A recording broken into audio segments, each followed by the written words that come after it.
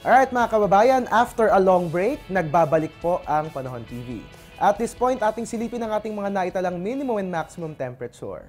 Ang ating minimum 22.5 degrees Celsius, ang ating maximum 32 degrees Celsius. Ang ating relative humidity, ang ating minimum 64%, maximum po natin is 98%. At ngayon naman silipin natin ang 24-hour holiday weather forecast natin sa inyo ng Panahon TV. Unahin po natin sa Luzon, fair weather nga pong mararanasan sa Metro Manila, Tugigaraw, Lawag at ganun din sa Baguio.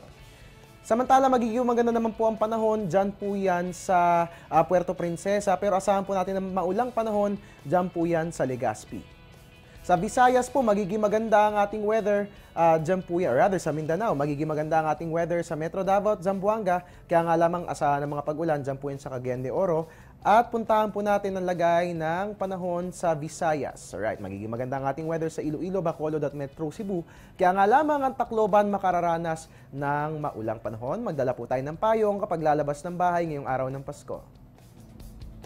At dahil nalalapit na po ang ating bagong taon, at tapos na nga po yung ating Christmas countdown, alamin na po natin ngayon yung mga bagay na sumisimbolo sa New Year. At isa na nga po rito ang awiting Auld Lang Syne. Sa katunayan, ng Auld Lang Syne ay isang Scots poem na isinulat ni Robert Burns noong 1788. Nilapatan na lamang ito ng tono ng traditional folk song na Roud. Ang Auld Lang Syne, kapag tinranslate sa English, ang ibig sabihin nito ay long, long ago. Ipinahihiwatig nito na kalimutan na ang nakalipas at magsimulang muli.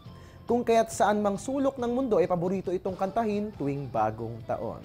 And having said that, 7 days before 2014, nako, ihanda mo na ang iyong New Year's resolution dahil malapit na nating salubungin ang panibagong taon. At mga kababayan, matatagpuan po natin online ang Panahon TV sa www.panahon.tv at ang ating Facebook page, pwedeng i-like, pwedeng natin i-like Panahon.tv at ang ating Twitter at Panahon TV dahil pagdating sa weather update sa TV man o sa internet, dito sa Panahon TV, tunay na walang pinipiling panahon ang pagbibigay impormasyon. At mga kababayan, isang maligayang Pasko po sa inyong lahat.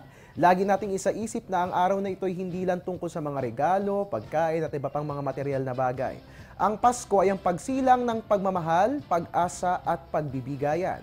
Ang araw na ito ay pagsilang ni Jesus. So sa araw na ito, huwag po nating lunurin ang ating mga sarili sa mga material na pagdiriwang ng Pasko. Sa halip, magbahagi tayo ng ating sarili at magsilbing inspirasyon sa buhay ng ating mga kapwa. This way, madarama natin ang tunay na diwa ng Pasko. Merry Christmas po! Iyan po ang bati sa inyo ni Weatherman, Ari Bayona, nagpapaalalang tiwala lang. May tamang panahon ang bawat pagkakataon. Good morning and have a happy holidays! Ang programang ito ay hatid sa inyo ng Air 21. Sagot ko, padala mo!